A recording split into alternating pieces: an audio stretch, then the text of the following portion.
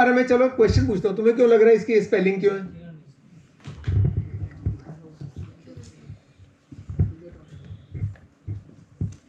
इसके ये स्पेलिंग क्यों है?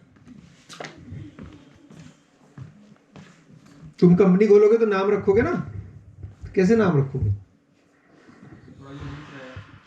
यूनिक, ठीक है, यूनिक तो वैसे कोई भी 5 अलग अलग कंपनी को एक्सप्रेस करेगा जो कौन सा काम कर रहा है कंपनी, किसने बनाया उसको। एक तो है कि एक्सप्रेस करे कि आसान हो जाए समझने के लिए कि इसमें क्या हो रहा होगा, इस बिल्डिंग में क्या चल रहा है, ठीक है।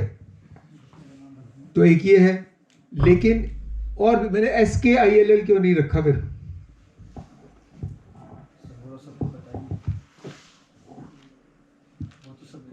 वो सबको पता है, क्योंकि शायद तुम लोगों ने पढ़ा भी होगा, SKILL को मैं कभी कॉपीराइट नहीं करा सकता, ट्रेडमार्क नहीं करा सकता।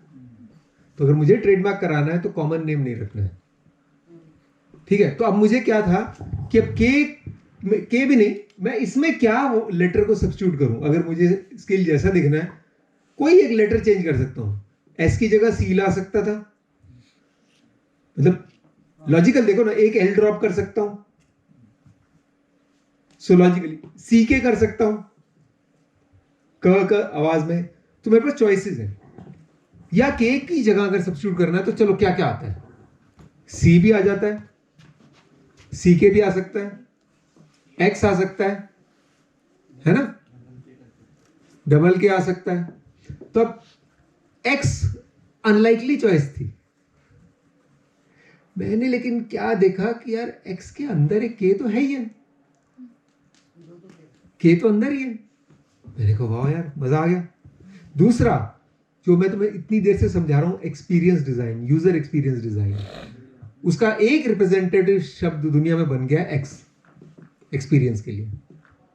मैंने कहा यार ये तो बिजनेस दोनों तरफ से कवर कर रहा है कि एक्सपीरियंस डिजाइन सिखा रहे हैं भी पता चल रहा है, लोगो डिजाइन सिखा रहे हैं वो भी पता चल रहा है, और लोगो बहुत प्लेन एंड सिंपल निकल के आ रहा है। क्योंकि एक इंटरनेशनल फील्ड देनी थी मेरे को, मुझे पता नहीं है कि नहीं, वो तुम लोग बताओगे, बट मेरे माइंड में था कि सिर्फ इतना ना कोई सोचे लोकल है कुछ, तो समझ आना चाहिए इंडिया की बात नहीं हो रही है, दुनिया की बात हो रही है, ठीक है। फिर इसको X को तुमने हाईलाइट भी किया, क्यों हाईलाइट किया उसका रीजन है, मैं कहा F को तो साला फेसबुक कैप्चर करके ले गया है, तो अक्षर कैप्चर किए जा सकते हैं। बड़े सालों से मेरे मन में था एक अक्षर कैप्चर करना है यार, कभी कौन सा करना है पता नहीं, लेकिन यहां मेरे को समझ आ गया यार एक्सपीरियंस डिजाइन में जा रहा हूं, अगर X मैंने कैप्चर कर लिया तो मजा आ गया। तो हम जब वेबसाइट हमारी खोलो तो आइकन जो ऊपर आता है टॉप पे वो ये X है, यही इसी डिजाइन में, तो बीच में से ही निकल आया आइकन भी और लोगो भी पूरा एक ही उसमें स्ट्रोक, ये वाला X, ठीक है। फिर इसको ब्लैक पे व्हाइट पे दोनों बना के देखा, रिवर्स करके देखा सारा कुछ, so that you are very sure. इसके बाद आता है आप ट्रेडमार्क के लिए भेजते हो, it is not an easy process, बहुत मुश्किल से हमने सीखा ये पार्ट, 2 साल वेस्ट कराया मैंने, सम यूजलेस लॉयर, सीधे मैं बोल रहा हूं उस तक पहुंच जाए बात, some useless lawyer who doesn't know law, ऐसे बहुत लोग हैं।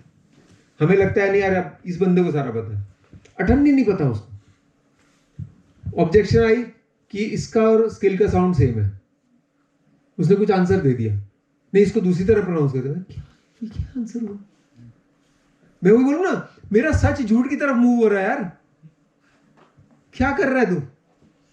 और उसने मेरे से नहीं पूछा, मैंने फिर दूसरे लॉयर से राय ली, उसने बोला इसका जो जो क्या बोलते हैं बैज या इसका जो भी इनका होता है कि भाई is allowed to practise law, कहते हो सस्पेंड करा सकते तुम इसको। मेरे साथ डिस्कस नहीं किया, क्लाइंट के साथ बिना डिस्कस किया आंसर भेजा। It is the biggest crime for a lawyer, मतलब मेरे को पता नहीं उसने आंसर दिया हुआ है, बिकॉज प्रॉब्लम ये नहीं है कि मैं आंसर नहीं दे सकूंगा अभी भी, लेकिन अब वो जज बोलेगा पहले आपने वो कहा था, आपने मुझे कहा ये मेरा लॉयर है, उसने वो आंसर सबमिट किया, आपका साइन, अब तो आप पीछे भी नहीं हट सकते कि मैंने नहीं कहा, लेकिन मेरे को ये करना पड़ा, मैंने लिखा, नॉट उसको सस्पेंड कराने के लिए नहीं, मैंने आईपी प्रोटेक्शन वालों को लिखा कि बॉस मैं लॉयर चेंज कर रहा हूं, मेरे लॉयर ने मेरे से बिना डिस्कस किए किया, मेरे को इसकी इजाज़त दी जाए। मैंने फिर से पेश किया, मैंने प्रूफ बना के दिए, हुआ क्लियर, ट्रेडमार्क हो गया। 2 साल लग गए इस चक्कर में, क्योंकि हियरिंग बड़ी लेट है, जनवरी 5 को आई थी हियरिंग। इस बारी मैंने इस पे नहीं छोड़ा, सेकंड वाले लॉयर पे, मैंने उनको पूरे डॉक्यूमेंट्स लिख के करीब 10 प्रूफ बना के भेजा और फिर इसको भी फॉरवर्ड किया। मैंने कहा इसके बाहर एक चीज नहीं बोलेगा। पहला मैं रीजन बताया था, मैंने कहा this is not skill, this is XXILL, school of experience, illusion and life learnings. मैंने कहा न्यूमॉनिक है, मैं पहले दिन से ही था। और तमाम इंडिया का जो बेस्ट अवार्ड है, मैंने कहा वो जीतना पड़ेगा हमें प्रूव करने के लिए, वो अवार्ड जीत के लाए।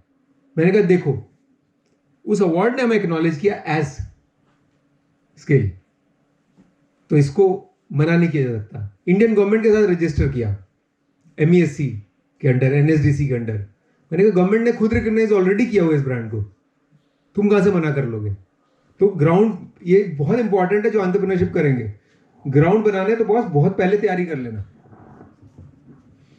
इसका ना एक, in your life you will have to stand up for everything you said. इस तरह का कुछ मैंने एक बार लिखा था कोटेशन, इसको नवजोत सिद्धू ने जेल से भी ट्वीट किया बिना मेरे नाम के। ये भी एक घटिया बात है। उसके नीचे मेरा कमेंट भी है उसके ट्वीट के, मैंने कहा एक्नॉलेज तो कर दिया करो यार। You will have to defend every value you ever stood for. ठीक है, उसको लागू हो रही होगी तो भाई बता तो दो, ये कहा किसने? तूने तो नहीं कहा, कहा तो किसी और बंदे ने। तो मेरी चंडीगढ़ में बैठा हुआ है। मतलब इंडियंस अगर इंडियंस को नहीं एक्नॉलेज करेंगे तो क्या होगा? हम वेस्टर्नर्स के तो नाम के साथ कोटेशन देते हैं, तो इंडियंस के भी दो ना नाम के साथ। ऐसा एक और बार आया, एक और कोटेशन को HPCL यूज करना चाह रहा था, by chance somebody known to me was inside that team, उसने नहीं रिकमेंड किया था, कहते मेरे बॉस मेरे पास लाया, उसने कहा कोटेशन तो यही सही है लेकिन ना इंडियन ने लिखी है, हमें कोई फॉरेनर की चाहिए। क्या ये वर्ल्ड की बेस्ट कोटेशन तुम्हें जो मिल रही है तुम्हारे पर्पस के लिए, वो एक इंडियन ने लिखी है, बड़ी बुरी चीज है। उनको CSR के लिए चाहिए थी। और मेरा एक कोट है, in life you have to do something more than just making money. Pure and simple, साला इससे स्ट्रॉन्गली बोल नहीं सकते CSR, बट फिर भी कोई बात नहीं, हर रोज कोई ना कोई दुनिया में ट्वीट कर रहा है नाम के साथ, इतना काफी है फिलहाल के लिए। तो एक्नॉलेज तो कर रहे हैं कुछ लोग, ठीक है ये। और मैं कोट क्यों लिखता हूं? बिकॉज मेरी राइटिंग हमेशा प्रैक्टिस में रहनी चाहिए। राइटिंग कोई एक दिन की चीज नहीं है, रोज प्रैक्टिस होती है इसकी। रोज कुछ सोच के किसी मुद्दे पे कुछ लिख पाओ क्लैरिटी के साथ। और कोई भी काम करोगे तुम्हें ये चाहिए सफाई से लिख पाना, नहीं तो यार तुम्हारे अगर वो नहीं कर पाओगे तो फिर तो चैट GPT तुमसे अच्छा तो लिखता ही है, ये तो गारंटीड है। मतलब प्रॉब्ली 2-4% को छोड़ के सबसे अच्छा लिखता है। ऑल्दो मेरा रिजल्ट आज आ जाएगा, मैं तुम्हें शेयर भी कर दूंगा कि पूरी क्लास का टॉपर है कि नहीं। मुझे तो अभी भी लग रहा है कि पूरी क्लास का ही टॉपर रहेगा इंडिया में। तो सोच लो, इसके अगेंस्ट अगर चल रहे हो तो इससे तो आगे जाना पड़ेगा, उससे बेटर लिखना पड़ेगा। तुम्हें पता ही है ना, चैट GPT प्रोग्रामिंग तो कर ही देता है, पूरे प्रोग्राम लिख देता है। सॉफ्टवेयर प्रोग्रामर बनना चाह रहे हो, प्रोग्राम लिख के ही निकालता है 5 मिनट में। उससे तो बेटर करना पड़ेगा बॉस, बहुत कुछ करना पड़ेगा। पढ़ा है ना ये कि नहीं? तुमने पढ़ा, तुमने, पर तुम इंजीनियर तुम बन रहे हो सॉफ्टवेयर। चैट GPT प्रोग्राम लिखता है, पता है इधर वालों को, इंजीनियर्स को।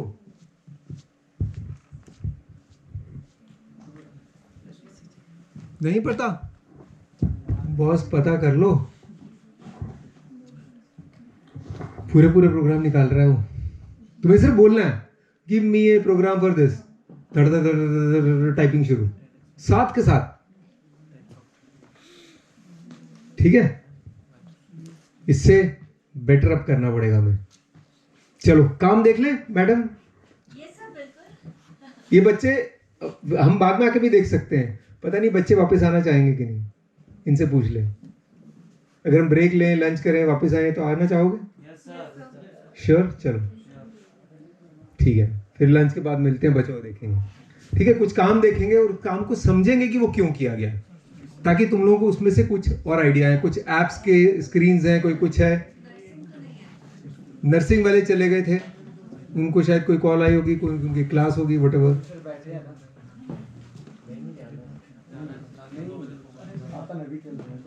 हाँ, वही लंच के बाद वापस यहीं पे।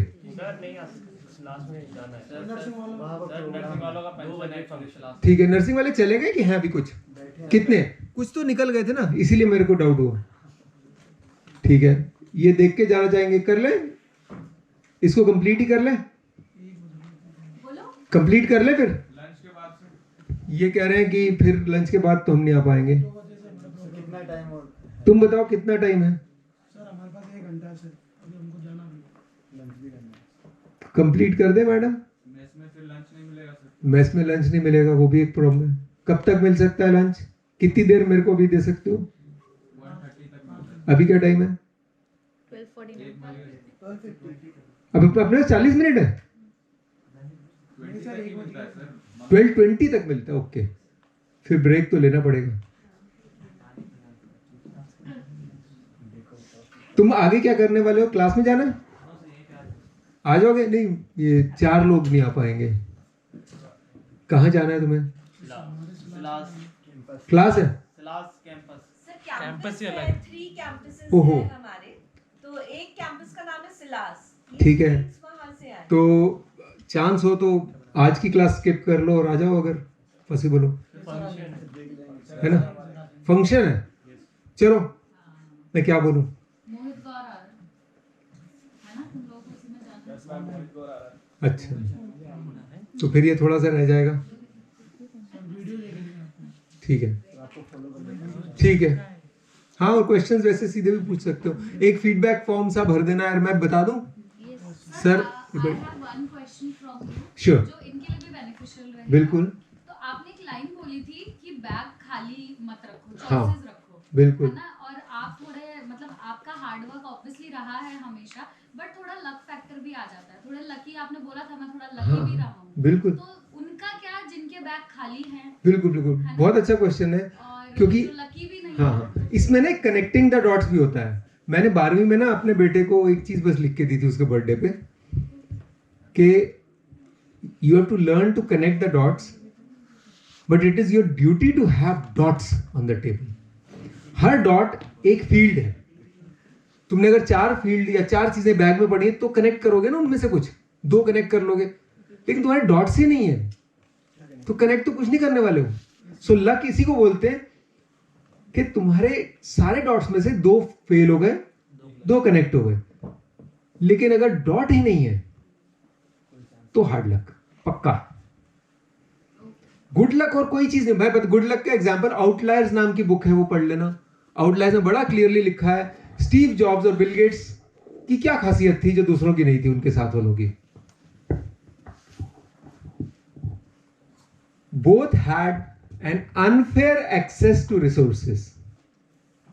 बिल गेट्स के फादर किसी पोजीशन में थे जहां उसको कंप्यूटर का एक लैब सा हैंडल कर रहे थे, और स्टीव जॉब्स ने क्या किया कि कंप्यूटर के लैब में हेल्पर चाहिए था। और उस जमाने में क्या होता था, आप कोड लिखोगे, फिर कंप्यूटर वाले के पास जाओगे, फिर वो रन करेगा पंच करके, और 1-2 घंटे में रिजल्ट निकलेगा। तो वो बंदा बन गया वो। तो जब भी वो खाली था कंप्यूटर अपना प्रोग्राम घुसेड़ देता था। इसको कहते हैं अनफेयर एडवांटेज। अनफेयर एडवांटेज के लिए भी आपको मेहनत करनी पड़ती है। दोनों ओवर टाइम करते थे इन चीजों में, कुछ ना कुछ एक्स्ट्रा। स्टीव जॉब्स का पार्टनर कौन था? Steve Wozniak. वो क्या करता था फ्री टाइम में? वो रेडियो सिग्नल्स को टैप करता था। टेलीफोन भी टैप किया उसने, इलीगल काम भी थे, लेकिन उस टेलीफोन टैपिंग में सीख ही रहा था क्या होता है, सिग्नल कैसे जा रहे हैं, कहां से उठा सकते हैं। सो सिग्नलिंग पूरी पकड़ में आ गई थी उसके। वॉल्ट डिज्नी ने क्या किया तो पता है? वॉल्ट डिज्नी 12वीं करने के बाद घर से ही भाग गया। फादर बड़े स्ट्रिक्ट थे, घर से भाग गया था। और उसके इंजीनियर ने उसको चैलेंज कर दिया। अब उसने जब बोला डिज्नीलैंड बनाऊंगा, उसने कहा झूले बड़े लोग बैठेंगे झूले में, झूला गिर जाएगा। तो क्या करोगे तुम भी एज एन इंजीनियर? ऐसे केस में तुम इंजीनियर नहीं हो, सपोज वर्ल्ड डिज्नी हो, क्या करोगे? तुम्हें इंजीनियर चैलेंज कर रहे हैं देश के बेस्ट कि ये हो ही नहीं सकता। क्या किया होगा वर्ल्ड डिज्नी ने? इसमें तुम्हारे सारा आंसर मिल जाएगा, मैडम वाला भी आंसर, और तुम्हें सबको लागू हो जाएगा। उसने सिविल इंजीनियरिंग की बुक्स खरीद के पढ़ ली सारी, घर बैठ के पूरी पढ़ाई कर ली। उसको डिग्री नहीं है, कोई भी सिविल इंजीनियर से बेटर नॉलेज थी। ये करना पड़ता है। तुम्हें लोग चैलेंज करेंगे, इसको एंटरप्रेन्योर बोलते हैं। उसको नहीं बोलते जिसने बीटेक ली थी उसमें, उसको बोलते हैं जिसने पढ़ाई करी थी। तो तुम पढ़ाई जिस दिन चाहो, जिस चीज में चाहो कर सकते हो, कोई नहीं रोक सकता। पढ़ाई करने से तुम्हें कोई नहीं रोक पाएगा दुनिया में। डिग्रियां लेने से रोक भी सकते हैं, बैक लग सकती है, पता नहीं क्या क्या हो सकता है, पैसे खत्म हो सकते हैं। पढ़ाई नहीं रुक सकती, मेरी नहीं रुकी कभी, आज भी नहीं रुकी। चैट अभी पीछे ना, मैं सोच रहा था एक कॉन्फ्रेंस है, मैं पीछे एम्पैथी पे काफी चीजें बोलता हूँ, उस वाले एम्पैथी के अगेंस्ट अपना मॉडल ये गांधी वाला और ये सब समझाता हूँ लोगों को। मैंने कहा यार ये मॉडल शायद लोगों को अभी नहीं समझ आ रहा, तो मैं एक काम करता हूँ, चैट जीपीटी नया है ना, तो चैट जीपीटी वर्सेस एकेडमिया पे बोलूँगा, जबकि वो वर्ड पहली बार यूज कर रहा हूँ। मैं खुद को चैलेंज करता हूँ कि पहले टॉपिक भेज दिया फिर पढ़ेंगे, खुद को कमिट किया। ऐसे मैंने एमबीए में भी किया था बहुत। अभी तुम हैरान होगे और शायद मानोगे भी नहीं, मैं क्लास में बिल्कुल नहीं बोल सकता था, घिघी बन जाती थी। मतलब किसी ने अगर टीचर ने तुम्हारी तरफ देख लिया तो ऐसे लाल सा हो जाता तरंग, यार बोलना दे बोलने के लिए, वो टाइप की फीलिंग। तो फिर एक दिन मैंने कहा ये कब तक चलेगा ये नाटक। सो फिर एक बार ना डिबेट हो रहा था, तो डिबेट में था, अमेरिका की एक नीति होती है सुपर 301। उन्होंने बोला कि इसके फॉर बोलने के अगेंस्ट, तो मेरे क्लास का टॉपर खड़ा हो गया फॉर। उसमें क्या होता है, सुपर 301 में कई देशों को बैन कर सकता है America for trading because of certain reason, sanctions जिसको बोलते हैं। तो अब अगेंस्ट ही बचा।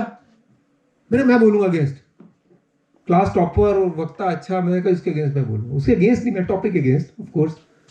फिर मैंने इंफॉर्मेशन इकट्ठी करनी शुरू करी, यार होता क्या है, किस पे कमिट कर गया मैं, बट मिला मुझे मसाला। फिर मुझे समझ आया कि बड़े देश कि ये छोटे देशों को दबाने का भी तो एक तरीका है कि भाई सैंक्शंस ले आएंगे,